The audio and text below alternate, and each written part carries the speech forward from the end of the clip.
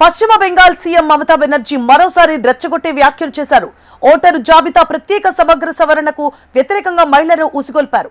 ఆ సవరణ తర్వాత ఓటరు జాబితాలో పేర్లు తొలగింపునకు గురైతే కిచెన్ టూల్స్ తో సిద్ధంగా ఉండాలని సీఎం మమతా పిలుపునిచ్చారు. ఆమె వ్యాఖ్యలు ఇప్పుడు ఆసక్తికి రేకెత్తిస్తున్నాయి. సవరణ తర్వాత జాబితాలో మీ పేరు లేకపోతే మీ వంటగదిలో వాడే పరికరాలతో సిద్ధంగా ఉండాలన్నారు. ఈ పోరాటంలో మహిళలు ముందుండి పోరాడతారు, మగవారు వారి వెనకే ఉంటారన్నారు. మహిళల లేక బీజేపీనా ఎవరు బలవంతులో చూడాలి అనుకుంటున్నాను అంటూ వ్యాఖ్యానించారు. ప్రతి ఎన్నికల సమయంలో బీజేపీ డబ్బు వాడి వేరే రాష్ట్రాల నుంచి మనుషుల్ని దింపుకుంటూ ఉంటుంది అంటూ వ్యాఖ్యానించారు మమతా బెనర్జీ.